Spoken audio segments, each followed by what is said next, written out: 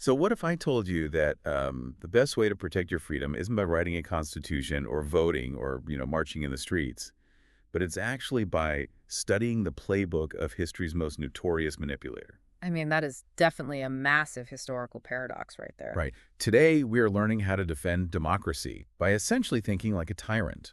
Because when you picture the ultimate defenders of human liberty, you probably imagine like revolutionaries on barricades or philosophers writing these eloquent treatises on natural rights. You definitely don't picture a guy who is literally famous for advising rulers to use deception and brute force. Exactly. You almost certainly do not picture Niccolo Machiavelli. I mean, the guy's very name is a synonym for cynical plotting. So how could the intellectual heirs of this guy be considered the ultimate defenders of human liberty? It's a great question, and it is arguably one of the most counterintuitive ideas in all of political philosophy. So today, we are going on a mission. We are doing a deep dive into a really highly controversial book. It was published in 1943 by an American political theorist named James Burnham, and it's called The Machiavellians, Defenders of Freedom. Quite the title. Yeah, and our goal for this deep dive is to use Burnham's work to kind of strip away those comforting illusions we all hold about politics. We really want to decode how power actually operates and understand why setting aside our wishful thinking is our absolute best defense against tyranny. But before we get too deep into the weeds of this text, we really should establish some quick ground rules for everyone listening. Oh yeah, absolutely necessary. Right, because the concepts we are unpacking today involve deeply polarizing political theories regarding democracy, social organization, and just raw power. So, as always, we are not taking sides here. Definitely not. And we are certainly not endorsing these viewpoints as absolute truth or, some kind of moral guide for your life. Our job is just to impartially report on Burnham's realist framework. We just want to help you understand the fascinating arguments in his original text so you can evaluate them independently. Yeah, we are basically just holding up a mirror to these historical ideas. And to figure out how to defend freedom, we first have to understand the biggest mistake people make when looking at politics, which is essentially believing the lies we tell ourselves. Yeah. Burnham calls this politics as wish. Which is such a great phrase. Burnham actually uses Dante Alighieri to illustrate this trap. He specifically focuses on Dante's political treatise, De Monarchia. Right, the guy who wrote the Inferno. The very same. And Dante represents this mode of thought that proceeds from abstract principles. He focuses entirely on how the world ought to be, rather than how it actually operates on the ground. Yeah. And Burnham uses Dante to introduce a really critical tool for reading political texts, making this hard distinction between a text's formal meaning and its real meaning. Okay, let's unpack this for the listener, because this is where the real detective work begins. Sure. Like, the formal meaning is what the document explicitly claims to be about, right? Exactly. So in Dante's case, De Monarchia claims to be about securing eternal salvation, establishing universal peace, and creating this single, unified world state. Which sounds incredibly noble on paper. Like, who is going to argue against universal peace? No one, right. But if universal peace is the formal meaning, you have to ask, what is the real meaning? The hidden agenda. Right. The real meaning is what the text is actually trying to accomplish in the physical world of space and time. And to understand this, you need a tiny bit of historical context. Bring it on. So in 13th century Italy, there were two massive warring factions. You had the Guelphs, who supported the Pope, and the Ghibellines, who supported the Holy Roman Emperor. All right. And Dante was on the losing side of a factional split within the Guelphs. He was literally exiled from his home in Florence. He lost his property, and he was sentenced to burn at the stake if he ever returned. Oh, wow. So the stakes were incredibly high for him personally. Exactly.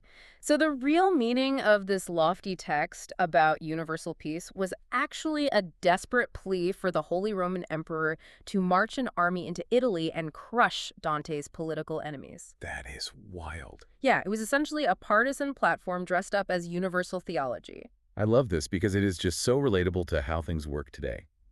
I mean, if we think about this in terms of like modern corporate communications. Oh, that's a perfect parallel. Right. The formal meaning is that glowing PR press release the company puts out saying, our new initiative is going to save the environment and foster a global community. Very inspiring stuff. Super inspiring.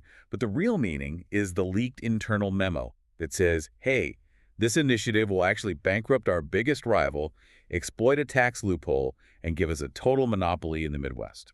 That captures Burnham's point perfectly. It is characteristic of almost all political writing that there is this divorce between the formal and real meanings. The formal meaning camouflages the real meaning. It's all camouflage. Yeah. And because it is hidden, the real meaning becomes completely irresponsible.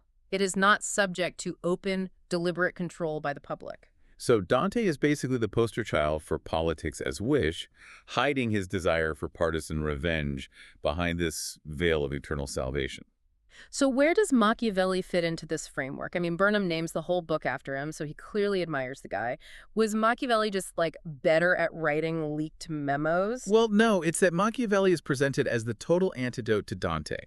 Burnham considers Machiavelli the first true political scientist. Okay, a scientist. Right. While Dante tried to derive political principles from religion and moral philosophy, Machiavelli separated political analysis from morality entirely. He just looked at the facts. Exactly. Yeah. Machiavelli didn't offer cynical advice for the sake of being evil. He offered scientific observation of political realities.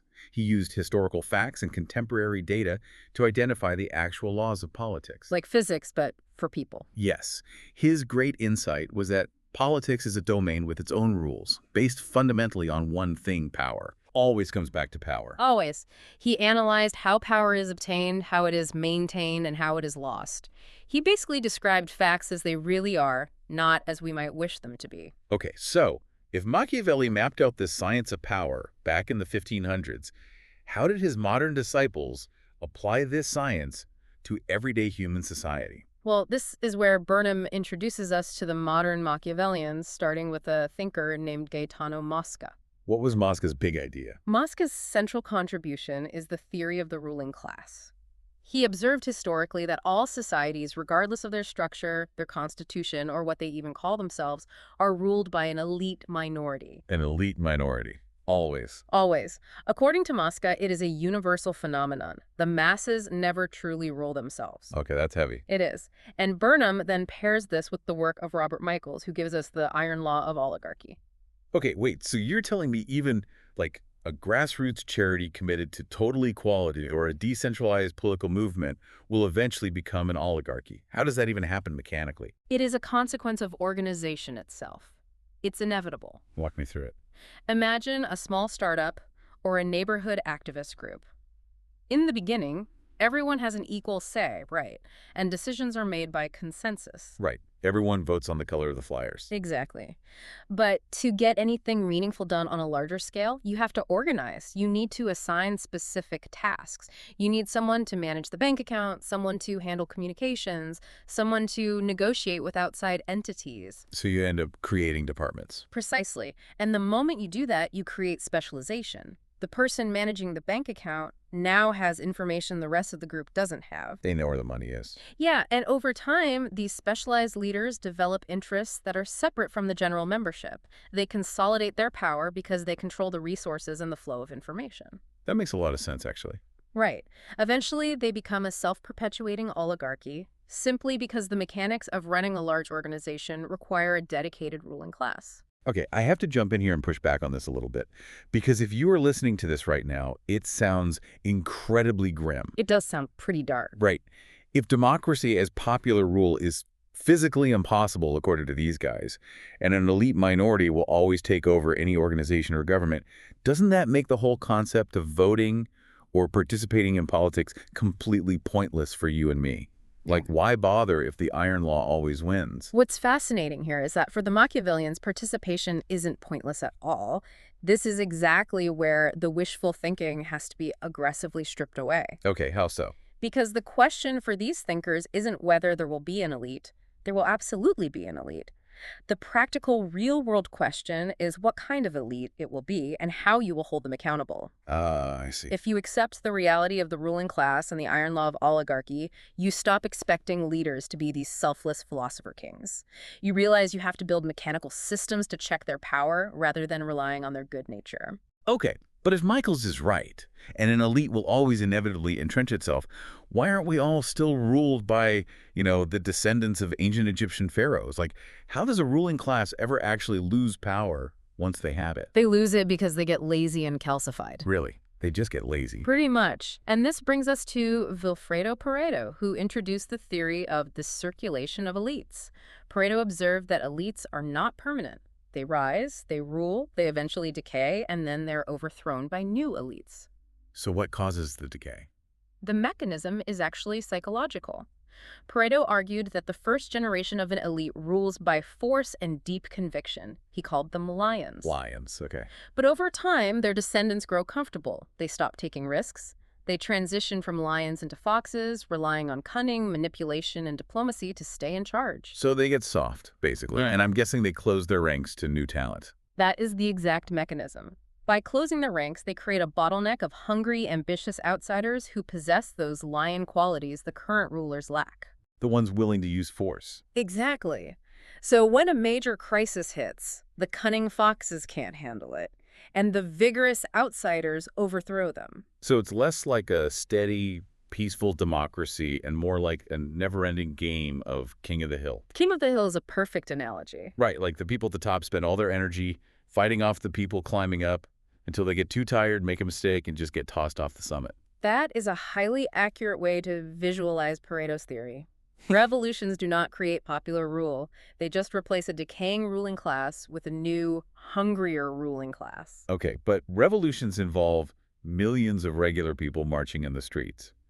How does a new small elite manage to mobilize the masses to overthrow the old elite if the masses aren't actually going to get power in the end? It's a logistical nightmare, right? Yeah, they can't just stand on a soapbox and say, hey, everyone, help us become your new oligarchs. No one is going to march for that. No, they definitely wouldn't. And that is the missing piece of the puzzle provided by the French thinker Georges Sorel. What did Sorel figure out? Sorel explored the role of myth in politics. He argued that rational calculations, complex pie charts, and detailed policy proposals do not drive mass political movements. Shocking. Right. Mass action is driven by powerful, simplified narratives and symbols, which Sorel called political myths. Like what? The most famous example he analyzed was the concept of the general strike among the working class. Okay, the idea that all workers everywhere just stop working at the same time. Exactly. Sorel pointed out that the general strike wasn't a practical logistical plan with a step-by-step rollout that anyone actually expected to happen tomorrow. It was a symbol. It was a story. Yes. It was a myth that gave profound meaning to their struggle. It inspired action and bound millions of people together against the current elite. Here's where it gets really interesting, because I think we see this constantly in modern life. A political myth isn't necessarily a flat-out lie, but it functions more like a hype video played in a stadium before a massive championship game. Oh, I like that. Yeah, because that video doesn't contain a factual, rational playbook of the game's tactics. It's not showing you the defensive formations or the statistical probability of a win. That would be the most boring video ever. Exactly. But it perfectly mobilizes the crowd's emotions. It makes 50,000 people move and scream as one unstoppable force. That is what a myth does. The hype video doesn't need to be tactically true. It needs to be emotionally effective. And this brings us to the different psychological archetypes Burnham identifies in the political arena. Who are the players? Well, first you have the mythmaker, the person who crafts these narratives to shape political outcomes. The mythmaker understands exactly what moves people, but crucially, they don't necessarily believe the myth themselves. They view the hype video purely as a utility. Ah, so they are the cynical director editing the footage. Yes. And on the other end of the spectrum, you have the ideologue. The ideologue is entirely vulnerable to the myth. They believe the hype video is reality. Completely. They are dogmatic, highly sentimental, and completely blind to any factual evidence that contradicts their beliefs. They are the ultimate victim of politics as wish. And they're easily manipulated by the myth makers who actually understand the mechanics of power. Exactly. Wow. Let's pause and just look at the picture we have painted so far. We have a world where elites always rule, no matter what the Constitution says. Organizations inevitably become oligarchies because of the mechanics of administration. Revolutions just swap out old bosses for new bosses in a game of King of the Hill. It's a lot to take in. It is. And the masses are mobilized by emotional myths crafted by people who don't even believe them. So we are back to the core paradox we started with at the top of the show. How on earth does this dark, unsentimental, scientifically ruthless view of power defend human freedom? Right, it seems contradictory. But if we connect this to the bigger picture, it defends freedom through absolute realism. Okay, break that down for me. Burnham synthesizes all these Machiavellian insights to formulate a toolkit for preserving liberty. At the climax of his book, Burnham lays out 13 principles of Machiavellian realism. We should unpack a few of the most critical ones so you can see how this actually functions as a defense mechanism. Let's do it. What is the first major principle? A foundational principle is that the primary subject matter of political science is the struggle for social power. It is not about discovering the moral good or achieving universal salvation. So strip away the wishful thinking. Exactly. By accepting that politics is just a brutal contest for power, you stop waiting for a morally perfect leader to save you. You realize that truth, no matter how ugly, is liberating. Burnham argues that it is only when the people are told the truth about how the machine works that their interests can be safeguarded. Okay, so principle one is acknowledge you are in a struggle for power, not a morality play. What is the next tool in the kit? The next vital principle is that logical action is rare in politics. Political actions are driven by non-logical drives and myths, and words are merely tools used by the elite to manipulate those drives. Words are tools. Yes. Burnham teaches us to cultivate a profound distrust of the vocabulary used by rulers. Elites always seek to confuse and hide their true motives. Because if you know the formal meaning is usually camouflage for the real meaning, you can actually hold power accountable. You look past the PR release and hunt for the leaked memo. Which leads directly to Burnham's ultimate principle, and honestly the most important takeaway for preserving liberty. Only power restrains power. Let me repeat that. Only power restrains power. Not good intentions. Not a beautiful speech. Exactly. The perilous quest for democracy and freedom can never be secured by writing rules on a piece of parchment because the ruling class will just reinterpret the parchment. They have all the lawyers anyway. Right. Freedom can only be achieved by resisting those in power with countervailing power. Wishful thinking makes us vulnerable and makes us think a promise will protect us. But a promise is just words. Yes. But the Machiavellian realist, which is the ultimate archetype in Burnham's framework, uses scientific detachment to see the world as it actually is.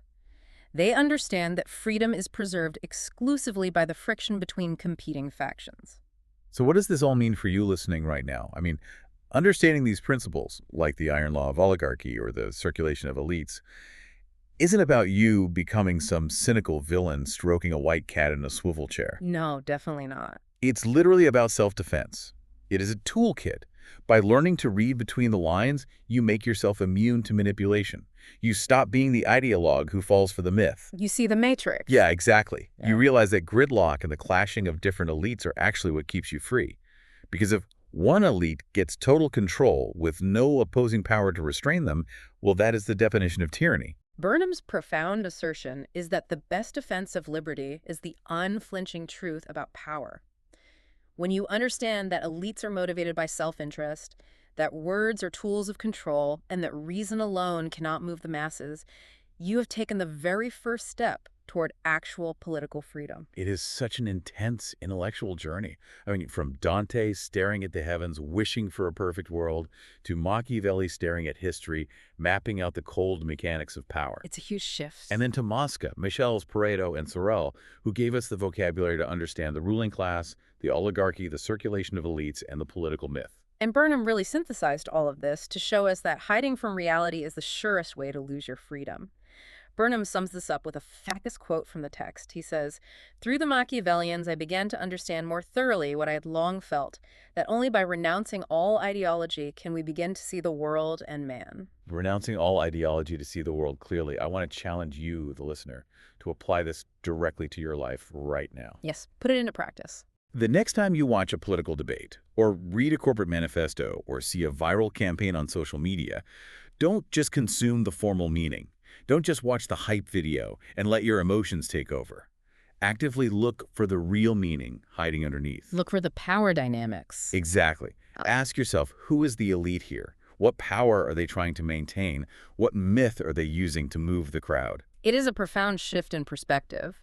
But I want to leave you with one final question to mull over on your own, something that builds on Burnham's ultimate claim. What's the question?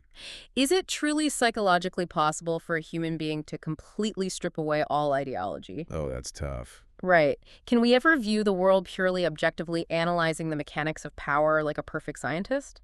Or is the belief that we can be entirely free of myths just the ultimate Machiavellian myth we tell ourselves to feel like we are the ones in control? Oh, that is a brilliant place to land. We started by asking how the heirs of deception could defend freedom, And we end by wondering if escaping deception is even psychologically possible. It's the ultimate trap. You have to love a deep dive that leaves you questioning your own objectivity. Thank you all for joining us on this journey through the hard-boiled realism of James Burnham. Stay curious, keep questioning the formal meaning, and keep diving deep.